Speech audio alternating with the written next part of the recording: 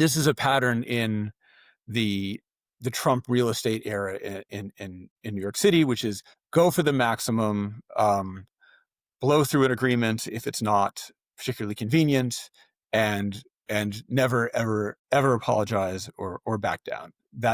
That's the story of how Bonwit Teller became Trump Tower. Dan Morrison's a senior editor at USA Today, and he joins me now. Dan, welcome. Hey, thanks for having me. So when images came out of the East Wing being totally destroyed, it came as a shock to people. Trump had promised that he wasn't going to touch the structure of the East Wing, right?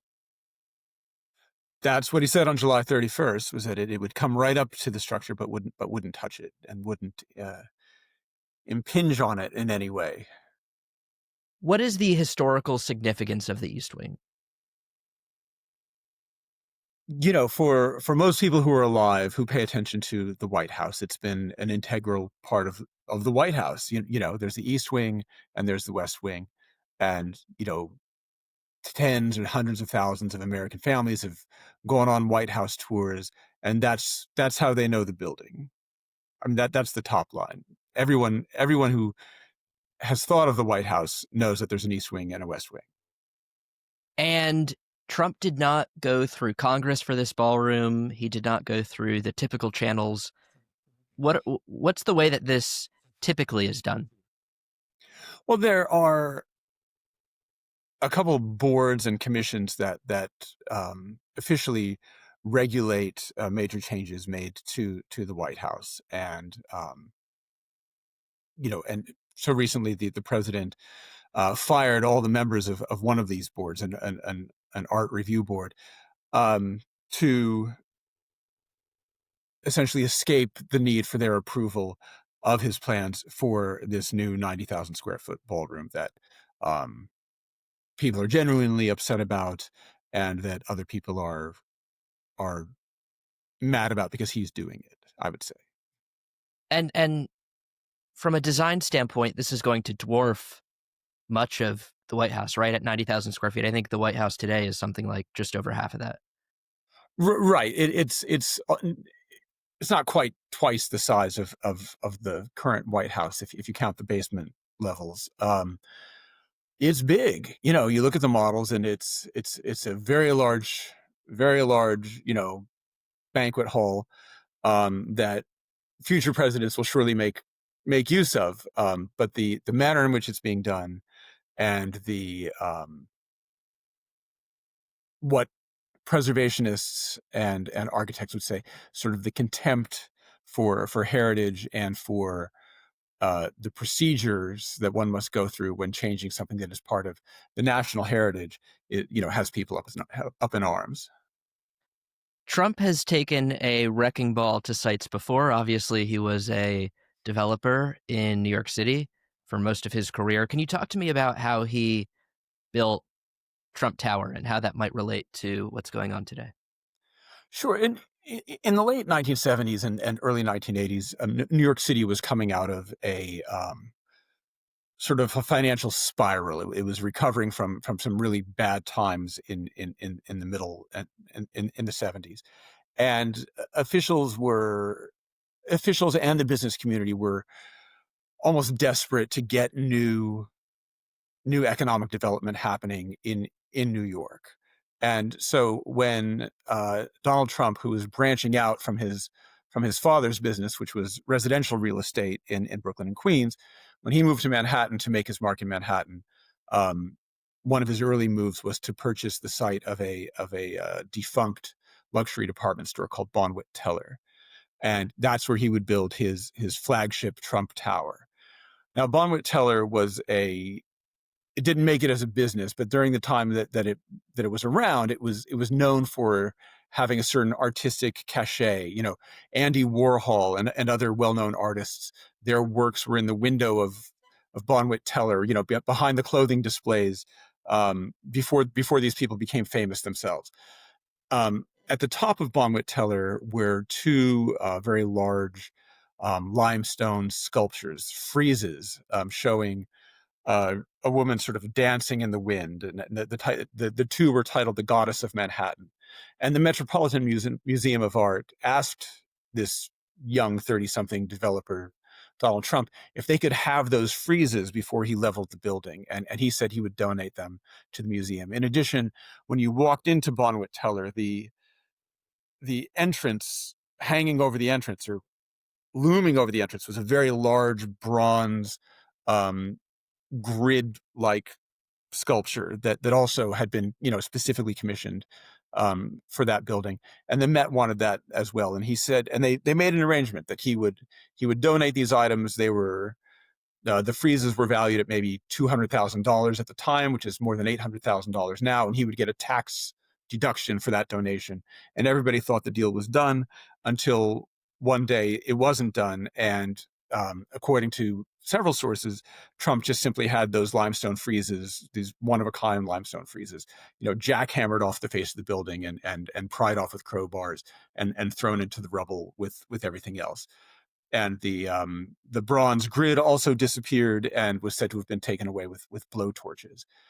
And this caused great outrage and also a bit of pearl clutching among the sort of the elite classes of Manhattan at that time. That he would do such a thing and destroy such beauty. And he returned and said, well, they weren't beautiful anyway, and they weren't worth anything, even though they had been valued at $200,000. And anyway, I needed to do this for the safety of pedestrians so they wouldn't be killed by these two falling naked women made of limestone.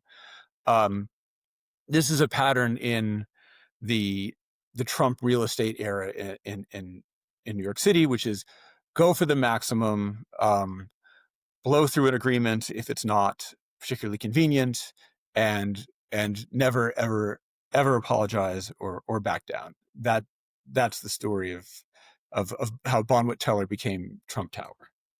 And tell me about the Commodore Hotel. That's another real estate project that he helped develop, I believe, with the Hyatt organization. Right. They bought it, and it's next to Grand Central and redid it, right?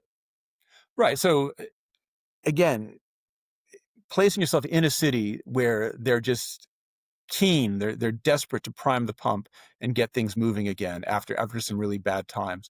The Commodore Hotel was a hotel located right next door to Grand Central Station, across the street from the famous Chrysler Building, and it was an empty hulk. Right, there was no business there. Trump and Hyatt, they bought the place, and in a way that set the stage for a lot of his residential developments in New York City at that time, which was he got a massive tax break from the state's Economic Development Corporation. And so where public money comes in and primes the pump for Donald Trump to create economic development or housing. And that became a big part of the Trump method in the 80s. So they take over the hotel and they clad it in this almost mirror-like black glass that sets the new hotel very much apart from the architecture of that area. It's a very classy intersection. You have Grand Central Station over here. You've got the Chrysler Building over there. These two great icons of New York City, and sitting between them is this sort of gleaming Darth Vader helmet of a hotel. The hotel got high marks for its atrium, which is a very nice place to hang out. I've been there many times, but the exterior just drove people crazy with despair at what might have been done to make the place look better and more in tune with the block. And that, and he has a style. His hotels and his buildings have a style, and it's shiny glass, and it's clear there. The president has signed executive orders that he wants public buildings to be in a classic style of architecture. He doesn't like things that are too modern or too progressive looking. He likes columns for public buildings. He wants them to look like, the big old grand courthouses of old. But in his own buildings that he's put up around the city and around the country, that's not what he actually goes for in his own personal style. Right. What he likes is big shiny glass and lots of gold. And when he took over the old post office building in D.C., he, I think, violated the lease by installing marble flooring. And it seems like there is a pattern in some of these developments where he does stuff and asks for forgiveness later, and it seems like he's doing a similar thing with this ballroom where he knocked it down without going through the typical channels. Right. There's no request for forgiveness. It's you do the maximum, and then you deal with the constraints when and if there are constraints. Now, he didn't run rampage. He didn't rampage across the New York City landscape. He built buildings and he built housing at a time when the city needed housing. Um, but there were other projects that were massive projects that community groups just had to fight tooth and nail to get them pared back. There are other times when people fought tooth and nail, and the local community lost. There's the Trump World Tower across the street from the United Nations again had wealthy local residents and not wealthy local residents really upset at its height and the great shadow it would cast over the neighborhood, including across the United Nations. But in the end, this is a town for business, and big buildings are big business, and it went through. Time will tell how this ballroom is seen, right? It is very large. It is out of balance with the rest of the White House when you look at the mock-ups. In 10 years, in 20 years, people might just consider that normal, just as we once considered, the World Trade Center normal, these giant twin towers in New York that people hated because they thought they were ugly, and then they got used to them, and then we loved them. And that, I think you just get used to what comes around, and eventually this ballroom will be the same thing. Why do you think this story has resonated with so many people? Is it because the images are so jarring? The images are jarring.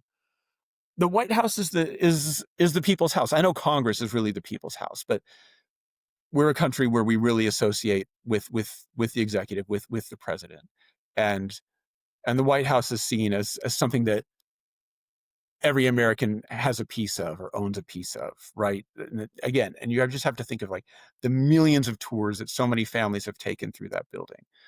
Um, the unilateral nature of it, the turnabout where he said it won't touch the East Wing, and then boom, the East Wing's gone. All of these things, you know, have given many people the impression that we're getting the bum's rush, and again, this is the people's house. It's not necessarily the president's house. It's the people's house, and the president lives there. You've studied a lot of his developments. Do you think that there are more changes coming to the White House? Does he stop once something is built? Does he go for more? Talk to me about that.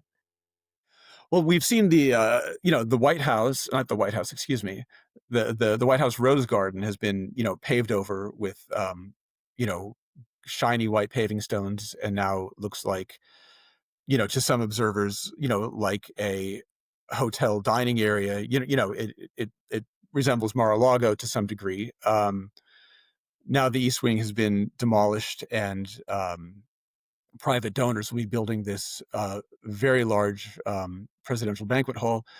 Um, we've got 3 years to go. Let's see what happens next.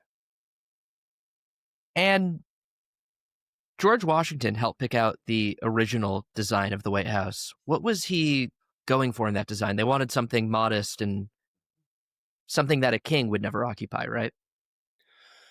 So this you're touching on one of the key complaints from preservationists and cultural heritage people, who really know the building, who really know Washington and know that architecture, which is that old neo-Georgian style or Georgian style of the White House is modest and understated, and it is not. It, they would describe it as a building that does not seek to impose itself on the people, right? To be inviting to the people, but not to show, as you say, a monarch's sort of top-down gaze or imposition of power on the people. And the concern is that these these changes, like the gold that's been installed everywhere in the White House, and the ballroom, that these are leaning towards a more imperial style, right? A more regal style that distances the place from the people. Again, time will tell as to whether people just begin to accept that, or whether the next occupant of the White House, tones it down a bit. Are Trump construction projects usually on time? I couldn't say whether Trump construction projects are typically on time. One example from New York City in the 1980s the was a job to create an ice rink in Central Park, and the city couldn't make it happen. It was dragging, dragging, dragging. Trump took it over, and he turned it around, and he just did. You might not like him personally, but in that day and in that era, he was known as the guy who got it done. He got that rink done, and the ice rink was a public good in Central Wallman Park, which is Rank. the jewel of it was the jewel of New York City. Um, that's the most I can say. Right, right. And the next president could theoretically tear down the ballroom, right? I think given the price tag for this ballroom, one would be hard pressed, and every president has felt the constraints of the footprint of the White House. That there. I think there was at least one state dinner that had to be held outdoors because the building itself could not accommodate all the guests they wanted. Now, you know, they can have all the head count. Every president can have the head count that he wishes at his state dinners, whether or not he thinks Donald Trump walks on water, or whether he considers him a pox on the country. Every future president will have this ball. Up to 999 people, I think Trump said was the person limit to the ballroom. That's just imagine how many rubber chickens you have to cook for that kind of a crowd. Well, Dan Morrison, I will interview you again once the ballroom is built, and we'll talk all about it. But thank you for joining me today. Hey, thank you for having me. A pleasure talking with you.